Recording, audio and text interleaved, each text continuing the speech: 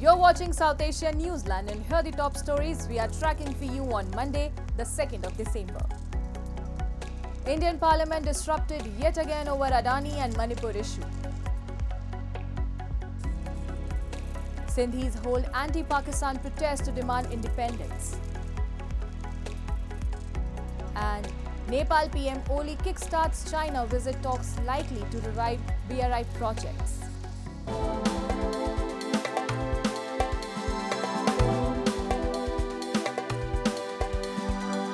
And now for all the details. The fifth day of the winter session of Parliament witnessed ruckus yet again over US allegations against the Adani group and the Manipur issue, and both the houses were adjourned soon after resuming on Monday amid protests and slogans.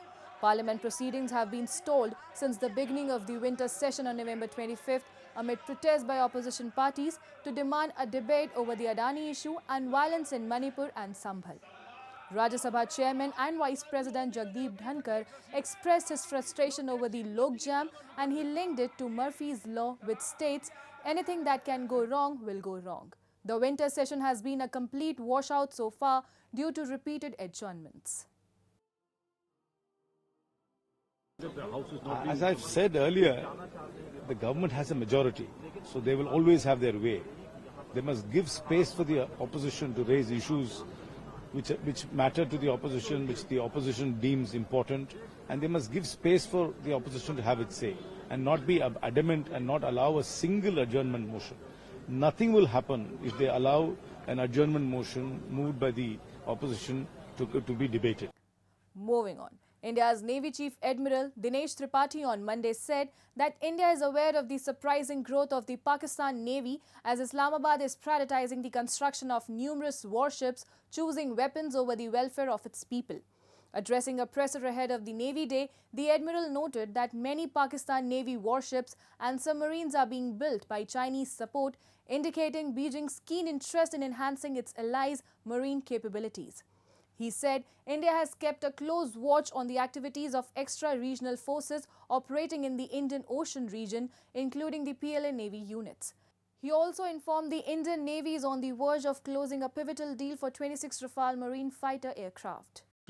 China interested है कि Pakistan navy को और strong बनाया जाए. उनकी जो submarines बन रही हैं, 8 brand new submarines which are being constructed, that will add significant combat potential to Pakistan Navy. But like I said, we are fully aware of what is happening, what state, what is the level of their deployment, what is their concept of operations, and therefore we are tweaking us as well to negate any infringement in our area of operations, and we are I think fully ready to tackle all threats from our neighbors. And deadly sectarian clashes have continued in Pakistan's northwestern Kurram district in spite of a tentative ceasefire struck late last week, with the death toll now at more than 130 as authorities try to broker a solution. Kurram, near the border with Afghanistan, has been a flashpoint for sectarian tensions for decades.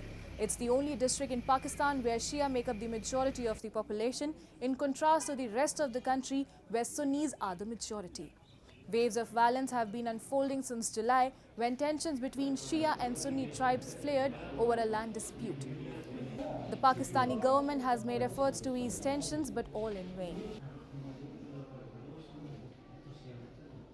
کومه د الحراش واقع شوی دی او د مین روډ نه سکیورټي حصار کې صدی کې کومه کنوایی و هغه آرمی او د پولیس اف سی نگرانه کې کار د سیده دغه علاقې کې بار بار واقعیات کیږي. مین روډ د ریاست ذمہ داری ده چې دا روډ کلیر کی او د کومه کروایی شوی دی په کار د پاورن د کومه ناصر د دهشتګرد د ناصر د کروایی وشي د پاورن ونی ولای شي. all these situations کوم جاری دی دې کې لګبګ 50 کسان موږ سره کوم دي هغه ډیډ باډیز ریسیو شوي دي او تقریبا 100 نه زیات چې کوم دي هغه موږ سره زخمیان دي. زخمیانو کې ډېر داسې وو چې هغه موږ کور ته ولېږلو، کوم چې سیریس وو هغه موږ مینیج کړي دي، هغه مو ریټین کړي دي، هغه ټریټمنټ روان دی. هغوی چې کوم service दिएगा day night 24/7 मुंगा service जारी सतली दिएगा सिर्फ दवाजिना. Moving on. Sindhi activists held massive rallies across Sindh this past weekend to protest the rising tide of religious extremism, rights abuses and the threat to their natural resources by Pakistan. A report. Members of the GS Sindh Freedom Movement marked the Sindhi Cultural Day with peaceful protests across Sindh province, highlighting the region's rich cultural heritage and pressing socio-political issues. Rallies were held in key locations including in Karachi and Kotri. Participants adorned in traditional Sindhi attire expressed their solidarity with the Sindhi cause and rejected the rise in religious extremism in the region and voiced strong opposition to new canal projects on the Indus River, warning of their potential to exacerbate water scarcity in Sindh. The protesters raised pro-freedom slogans and demanded Sindhu Desh, a separate homeland for Sindhis, blaming Pakistan for forcibly occupying the region. Activist Shafi Burfat in a statement underscored the need for unity as a cornerstone of liberation, urging everyone to unite in the face of slavery, hunger and destitution.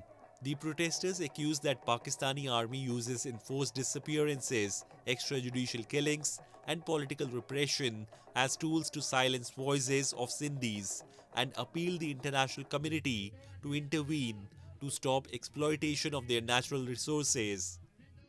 And Nepal's Prime Minister KP Sharma Oli on Monday embarked on his 4-day visit to China, during which the two sides are expected to discuss a new plan to revive the projects related to BRI, the Belt and Road Initiative, which failed to materialize even after 7 years. They were signed with much fanfare. Oli, regarded as the pro-China leader, heads a coalition government consisting of his Communist Party of Nepal and the Nepali Congress, which seeks balanced ties with China and India. Before his departure, Oli said he will not seek Chinese loans amid concerns about a debt trap and added that Kathmandu will seek grants instead. Artists from across the globe transformed the Chandrabhaga Beach in India's Odisha state to an enthralling spectacle with surreal sand sculptures to mark beginning of the 14th edition of the International Sand Art Festival on Sunday. More than 120 celebrated artists are taking part in this edition of the festival, exhibiting their talent in crafting intricate and breathtaking sculptures entirely out of sand. The 5-day festival revolves around diverse themes spanning cultural heritage, social issues and environmental conservation, showcasing a global perspective and awareness through sand art. And we are creating our Sri Lankan and Mexican culture together. And I'm creating the Lord Buddha's footprint, and from Mexican culture we are creating two heads snake god, so kind of a composition combination with the all religious aspect. It's a great exhibition. It's a really nice organisation. They look after us very well, so it's a pleasure to come here. And this year it's a combined effort, so I'm working with my friend from Japan here, and we're doing so it's a mix between a Japanese temple and some old like the Stonehenge from England, and so we've got the flag, which is also a mix of the English flag and the Japanese rising sun. Yeah, so it's very, very good to be here. That's all in tonight's edition. We will see you same time tomorrow.